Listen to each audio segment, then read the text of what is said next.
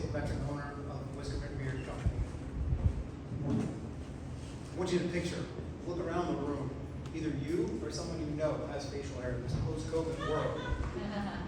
As you can see from the slide behind me, all they can find is ingredients that are lackluster, not listed, or you need a PhD to understand what they are to begin with. Low quality, mass-produced, and the most important, sourced from our adversaries, namely China. Enter Whiskermen. Whiskerman uses the highest quality of ingredients, handcrafted, bottle by bottle, with regular quality checks. All of our products are sourced right here in the good old United States of America. Everything is clearly listed on the side of the bottle, and you don't have to speak Latin or have a PhD to understand what those ingredients are. As you can see, the numbers up there are staggering for the beard market, especially in this post-COVID world that we live in. The share of the market of being $50 million, Whiskerman believes we could take just a small percentage of that, as we have already done, and you'll see in a slide coming up, to take care of that. These numbers are literally staggering and blew my mind when I first saw it. So, how do we get to that 50 million? So we do it through three ways. Our first is e-commerce. This is B2C via our website. Consumers go on there, they look at the website, they find what they want. It goes out the next day that the post office is open, unless we're tied up at an event. We communicate with our customers if it's going to be delayed. Our second is face-to-face at festivals. This is our key right here, because there is a education that we have to provide. So when we're out at festivals, we'll educate the customer, let them smell the product. And then last but not least, that we've recently dabbled into is exclusive partnerships. White labeling for companies such as Beckel Human or in Centerwood. We are in our third season, second and a half year.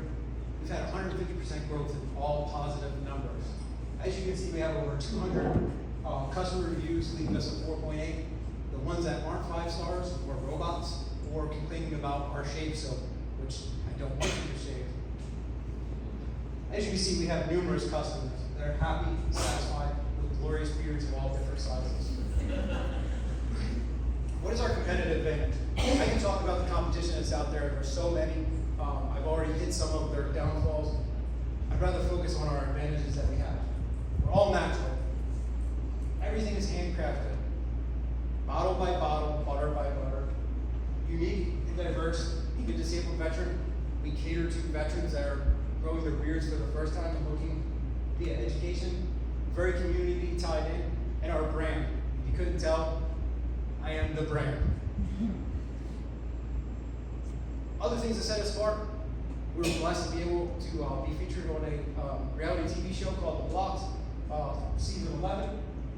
We're also a DAV Patriot Boot Camp alumnus. Made in the United States, with pride. Disabled veteran-owned business. Here's our team. I'm the face. I make no bones about it, no mistake. The lady standing back there is the business. She does 99.9% of the work. My wife, you see on the picture up there, takes care of it. As you can see in the other picture, this was at Irish Fest up in Dublin. I have 2 ambassadors who go out and help move the product. Our ask today is, we want you to become a customer, whether you have facial hair or not. We have the most amazing shave soaps. We want strategic partners, and if given them any funding, we will use it for our SEO, and we will use it to run aggressive Google click ads, along with Facebook market and doing social media markets. So will you come grow greatness with Whiskerman? Thank you.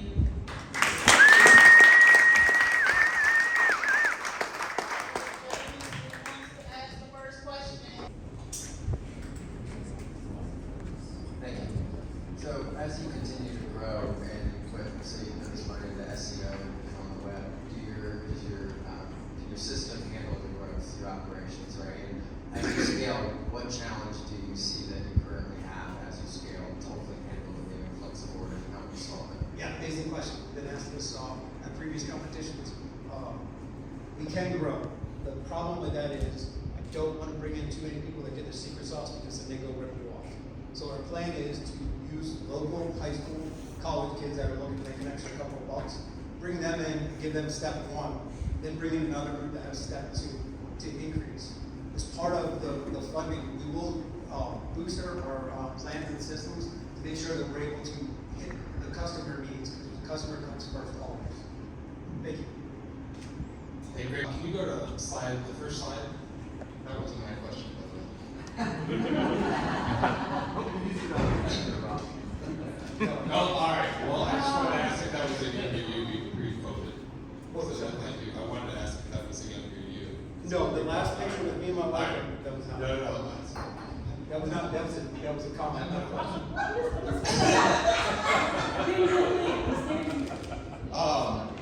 I mean, obviously, a great presentation. I think the biggest question I have is, it's building along the growth as well. Like, so you talk e-com, you talk face-to-face, and a lot of them require you to be, like, you being the face, right?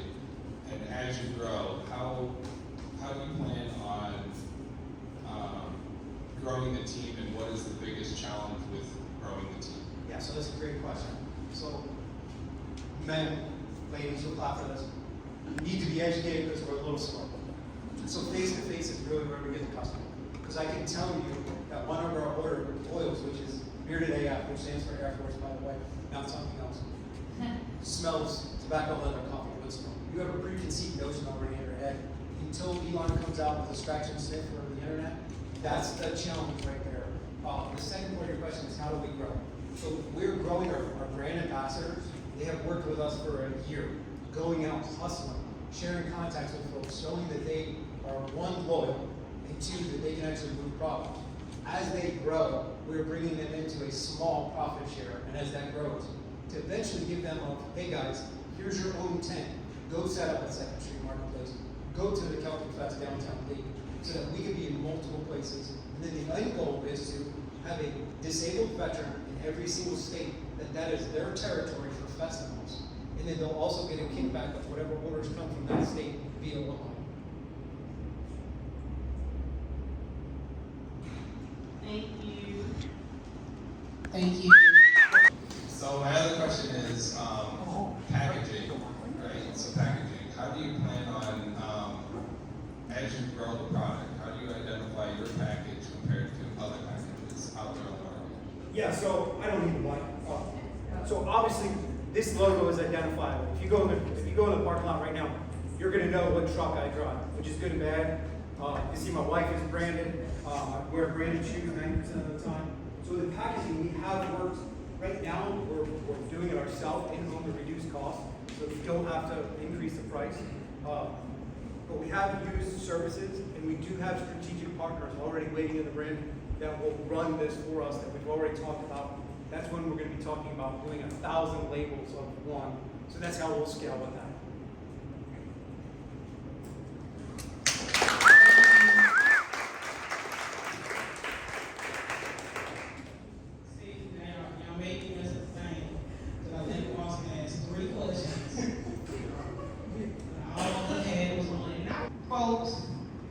So there's really no losers in this, and I'm not a participation trophy type group. So I kind of just want to act like we don't have to do it.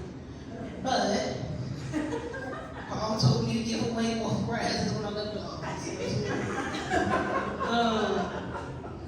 Is there first and second? There is a first and a second. levels here? There's levels to this. We didn't just split it in half. They both did great. They both did do great. So can I